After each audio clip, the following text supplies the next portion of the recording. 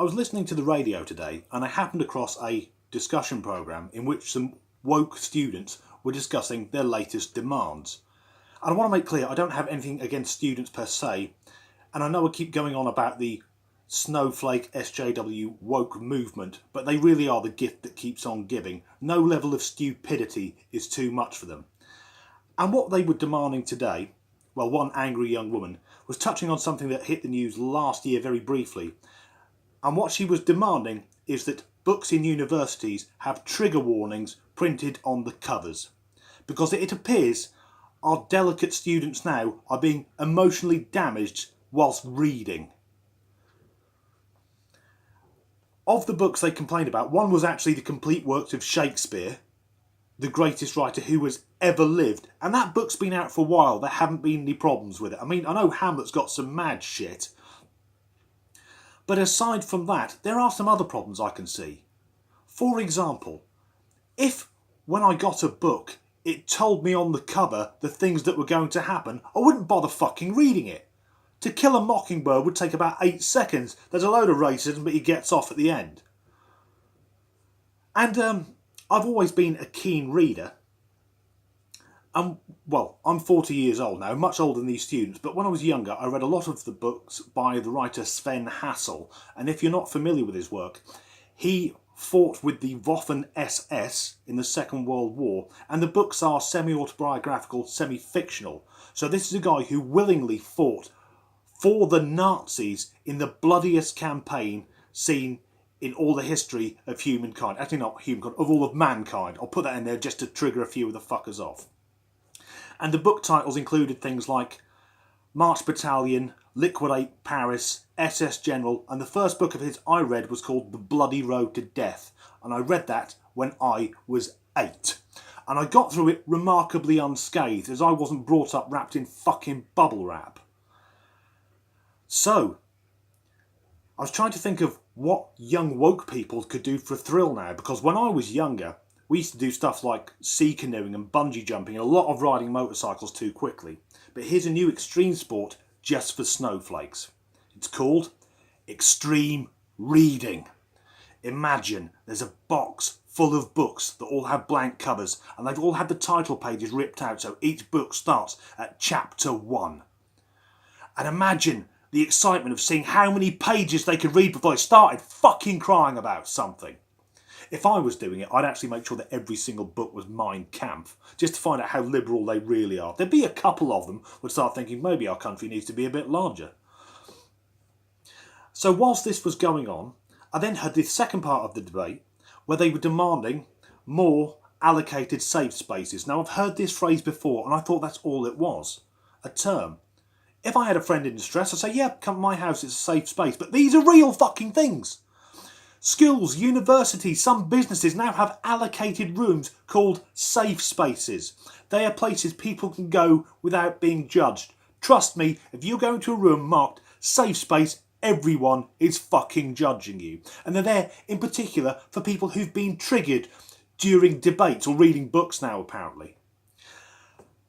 So whilst I was listening to this, I then got on my phone and started researching safe spaces, and I came across a news story I've missed, quite a recent one, in which a journalist was reporting on an event, and during this event she found that there was a dedicated safe space. And what she did was she filmed herself saying boo and put it on Twitter, and when she refused to take it down, she was accused of committing a fucking hate crime. If you say boo, that's a hate crime, and you may be thinking, well, you know, these are students, they're young, they've got lots of hormones, but this is the thing. This wasn't a university. This was the fucking Labour Party conference. Now, not having a go at the Labour Party, I try and be very balanced on politics because A, it's the most divisive subject going, and B, I'm actually a floating voter. You have people who vote one way all the time, vote another way. There's a few of us in the middle who aren't quite sure. We're who actually determine the results of the elections. But yeah, so we've got major political parties now having safe spaces allocated for their fucking debates. I mean, imagine it. The Labour Party, whatever, and you've got to have a safe space in case someone gets triggered Go there if you're upset. Fuck's sake, check there aren't any books in there. The suicide rate will be off the charts. When is this going to end? But don't worry. I believe I've come up with a solution. And it basically just means using their words against them. Now, we're going to have to get the buy-in of the police force on this, because most of what I'm going to suggest is illegal at present. But I think Plod would be on board. When you see these fucking SJW types screaming, they're always spitting at the police and calling them Nazis. I think the police would like to get the truncheons out and have a bit of a go. And it is this. If there is a designated safe space, that by definition means that everywhere else is a non-safe space. So let's make it a bit more fucking dangerous for them. For example, if you're watching Question Time, which I enjoy, there'll always be some twat in the front row going, well, I believe that just because a British person has left the UK to fight for Islamic State, they're entitled to the same rights and human rights and dignity as everyone else. And then it means they have to open that to the panel. It would be much better if David Dimbleby just threw a fucking brick at him and said, shut the fuck up, you twat, you know nothing. Or on Newsnight, when some sex offender has changed his name to Susan, now identifies as a woman, and is demanding he's allowed to use the women's changing rooms at the swimming pools. Wouldn't you like to see Michelle Hussein go in, heels first, give him a proper fucking bollock kick and drop him? Looks like he's still a bloke, you sick fucking bastard.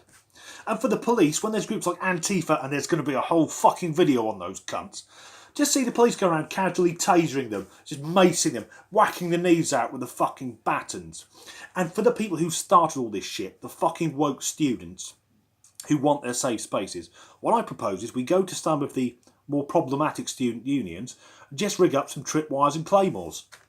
Then we can wait in the bar when there's a loud bang and someone runs through going, Sebastian's had his head blown off! And go, sorry, was he outside the designated safe space? Because if he was, there's fuck all we can do about it. I started this talking about how people are now being triggered by reading fucking books. So, if you're brave enough, I'm currently reading David Mitchell's book. Ready? Words! Words! Save yourselves! Run for your lives! When's it gonna fucking end?